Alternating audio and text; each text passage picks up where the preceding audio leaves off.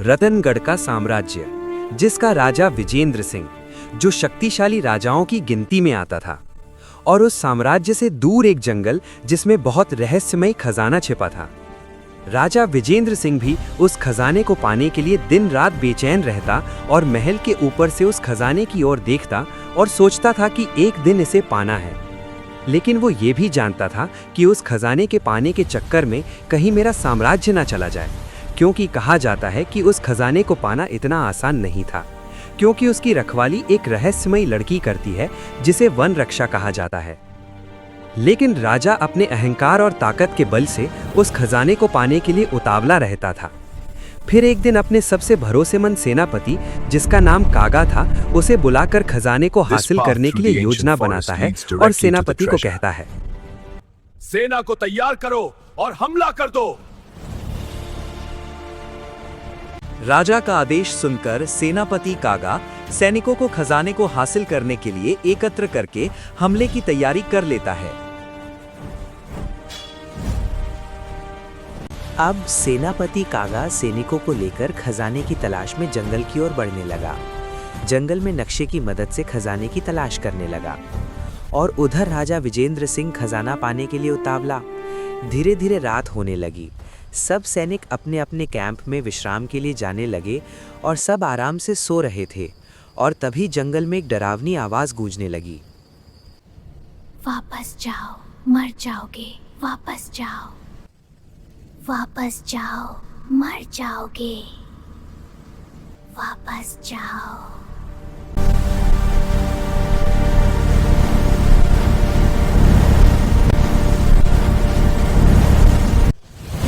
बचाओ! बचाओ! बचाओ! भागो! भागो! भूत आ गया! भूत आ गया! भागो! भागो! भूत आ गया! भूत आ गया! सेना डरकर वापस राजमहल में आ जाती है। उस जंगल में कोई बहुत बड़ी शक्ति है जिससे हम लड़ नहीं सकते। मैं लड़ूंगा कागा, उस शक्ति से भी, चाहे वो कितनी ही बड़ी क्यों ना हो। क्योंकि राजा विजेंद्र सिंह के पास ऐसी शक्तिशाली तलवार है जिसके दम पर उसने सैकड़ों लड़ाइयां उस तलवार के दम पर जीती हैं। वो तलवार उसको देवी ने उसकी भक्ति से खुश होकर दी थी, लेकिन वो तलवार प्रजा की रक्षा और राज्य की सुरक्षा के लिए उसे सौंपी थी, ना कि गलत कार्य के लिए। राजा विजेंद्र सिंह के पास चमत्कारी तलवार के साथ साथ उसके पास जादुई और शक्तिशाली मुखौटा भी था। वो खजाना हमें किसी भी हालत में पाना है और इस युद्ध में मैं भी भाग लूंगा और कल सुबह हमें जंगल की ओर चलना है। शक्ति देना माता मुझे। कागा, हमें ये खजाना पाना है। जी महाराज, लेकिन वहां खतरा बहुत बड़ा है और वो जंगल आम शक्ति का नहीं है। कागा, हमें डरना नहीं है, तुम सेना को तैयार करो।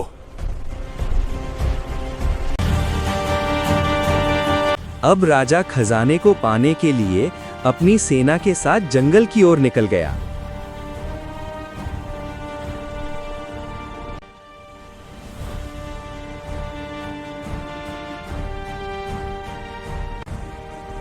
अब राजा विजेंद्र सिंह और सेनापति कागा अलग अलग टुकड़ियों में बट गए और खजाने की तलाश शुरू कर दी। लेकिन सेना के मन में उस रात का ही डर छिपा हुआ था जब वो खजाने की तलाश में पहली बार जंगल में आए थे। लेकिन हुआ भी ऐसा जिस बात का डर था। एक विशालकाय भूत कागा और उसकी सेना टुकड़ी पर हमला शुरू कर दिया और अपने विशालकाय पंजों से एक एक को फेंकना शुरू कर दिया। और भूत की शक्ति के आगे कागा एक पल भी नहीं टिक पाया और एक ही हमले से कागा के प्राण निकाल दिए।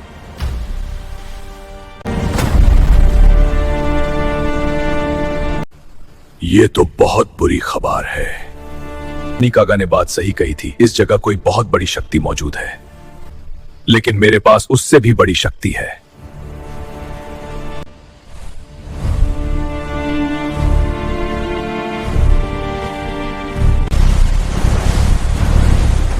बचाओ! बचाओ!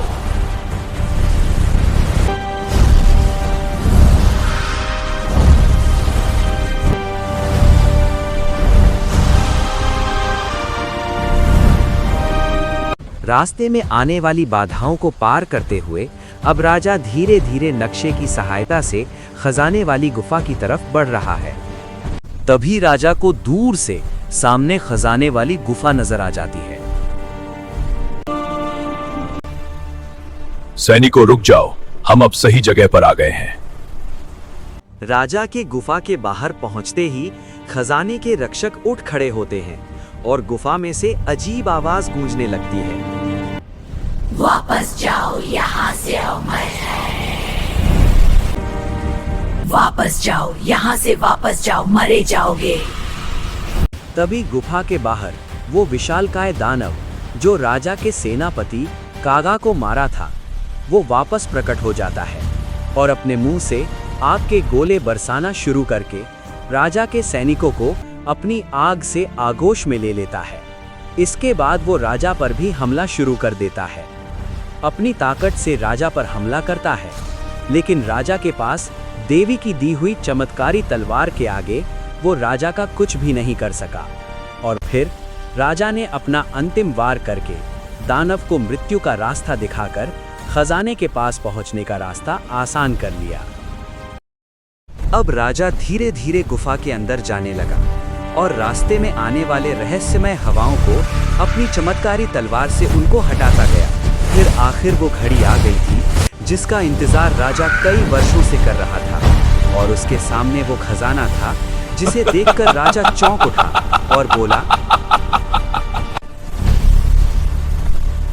सैनिकों खजाना उठा लो, अब ये हमारा है।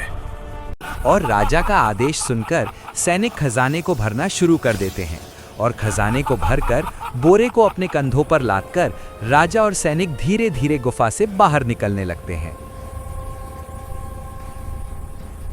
जैसे ही राजा गुफा के बाहर निकलता है, तभी एक आवाज गूंजती है, तुझे मैं ये खजाना लेके जाने नहीं दूंगी। तू है कौन? मेरे सामने तो आ!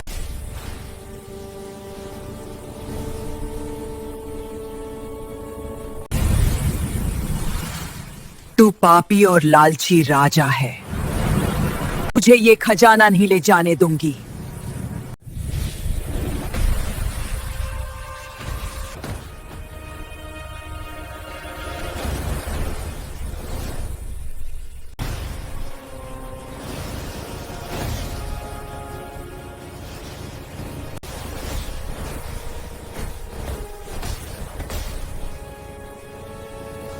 आज नहीं बचेगी।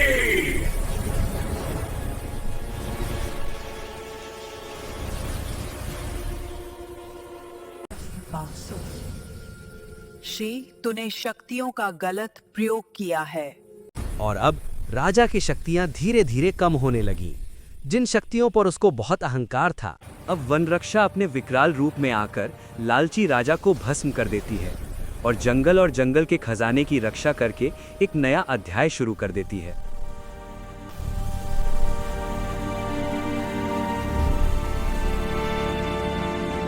अगर आप ऐसी ही जंगली और रहस्यमयी कहानियां देखना पसंद करते हैं तो चैनल को सब्सक्राइब, लाइक और कमेंट जरूर करें।